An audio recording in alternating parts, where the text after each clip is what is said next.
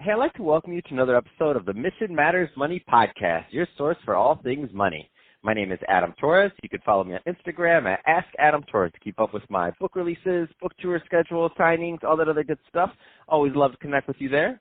And as always, if you'd like to apply to become a co-author of one of my upcoming books, just head on over to the website, missionmatters.com, and click on Become an Author to apply. All right, so today I have Heather Courtney Quinn on the line, and she's a financial advisor over at Northwestern Mutual. Heather, welcome to the show. Thank you. Thank you for having me, Adam. I like your show. It's great.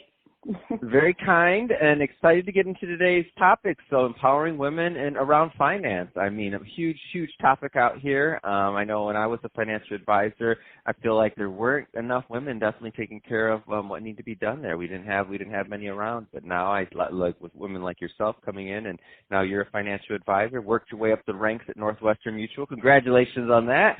It's just an awesome thing in my opinion. But before we get into that, I want to get a little bit further into what you're doing over at Northwestern Mutual. So tell us a little bit more about what you're doing as a financial advisor, please.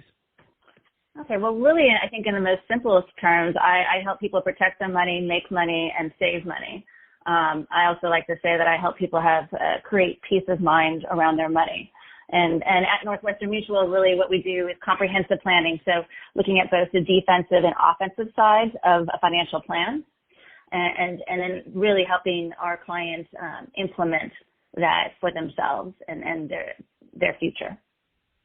Where do you find a lot of people, and I know this is going to change, by the way, from client to client and situation to situation, so I know everybody's going to be a little bit different, but where do you find a lot of people make mistakes in kind of trying to reach their objectives, just in general terms?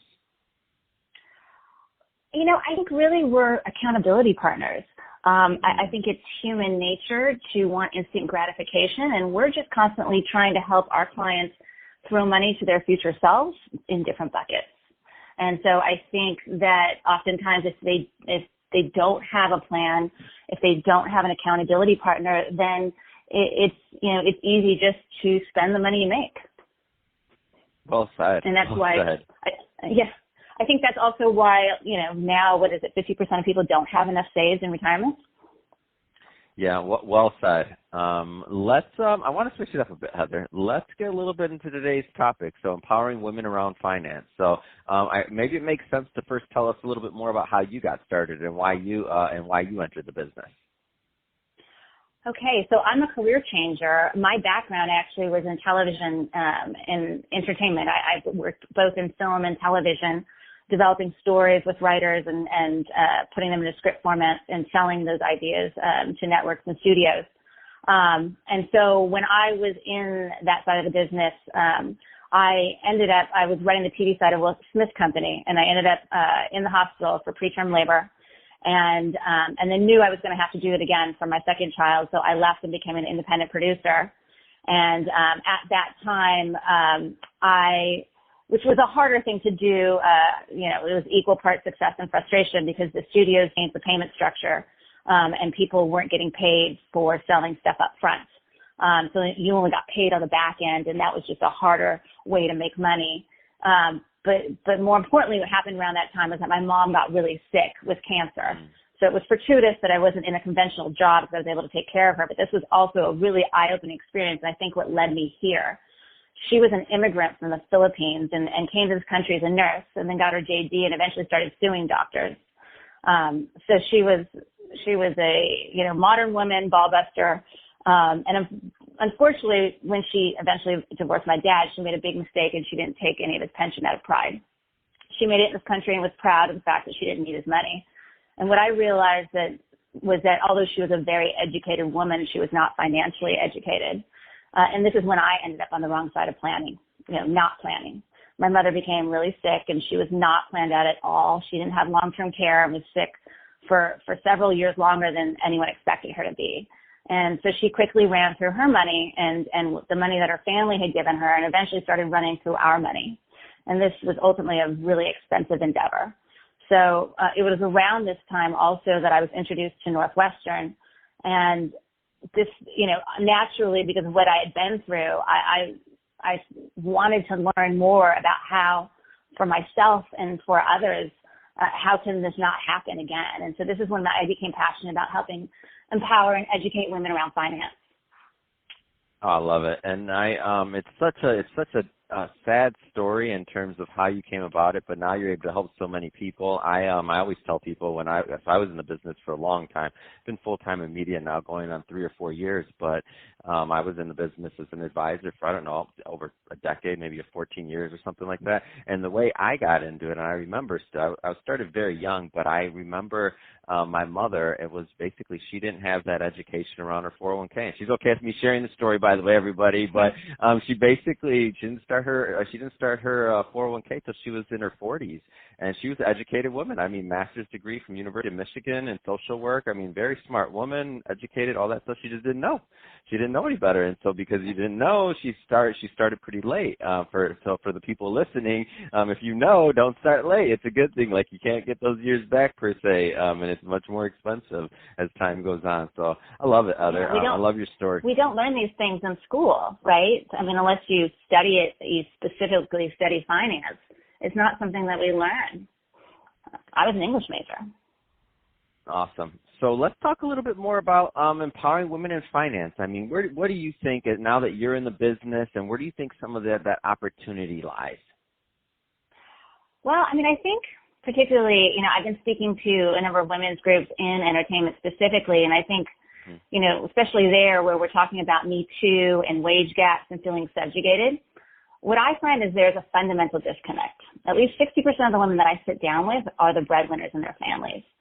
Yet whether it's sheer disinterest, lack of time, or not completely wanting to emasculate their male partners, what I find is that many of them are still passing the handling of the finances off to their men. And in our society, money has traditionally been a male construct, right? But what I think really needs to change is this paradigm, right? What's even more poignant is these women are likely going to outlive their men, and then will be stuck with whatever decision he's made, for better or worse. So I really just want to galvanize women to educate themselves and be aware of the decisions they're directly or indirectly making, so that they don't have to suffer the consequences that I did.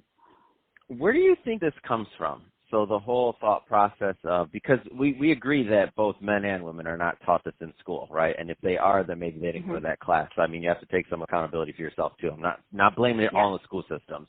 But where do you think that comes from, to where, that current situation that you're saying? Because I see it too. I've seen it, and I'm always like, why that doesn't make sense? Like, as I was an advisor too, I'm like, why is this happening? Where do you, in your experience so far, where do you think that comes from? Because I can't speak from the women's side. Like, were they handed over, or they, like, as you mentioned, as you described it, where do you think that comes from? Well, I mean, look, I think, the division of responsibility, I think if there are children in the equation, it's easy to say, look, I'm busy, I'm doing all of this, you've got to take something. But still, I think the problem with that is what I said earlier, which is just that they're going to likely outlive their men. And oftentimes, if they are the breadwinners, maybe when you ask what the guy does, he's a photographer. He has no financial education either. So, I think just being more active in these decisions is going to be helpful for everyone. No, I couldn't agree with you more. Well, Heather, if somebody is listening to this and they want more information around financial education or to connect with you on what you're doing over at Northwestern, what's the best way for them to reach out? You can reach me. You can reach me on my email, heather.quinn@nm.com. Also on my website, which you can find, Northwestern Mutual, Heather Courtney Quinn. Or you can give me a call in the office, 213-243-7057. That's awesome. Well, hey, Heather, really appreciate you coming on the show today and sharing more about your background and your story in finance and how you're out there helping empower other women in finance and to take control of their financial future. It's awesome. And thank you for sharing your story, of course, with you and your mother. And to the audience, as always, thank you for tuning in.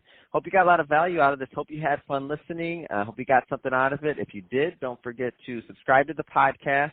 If you're watching this on our YouTube channel, Mission Matters Money, then definitely give us a subscribe there and leave us some comments in the comment section. Love to know your opinion and what you have going on also. And Heather, thank you again for coming on the show.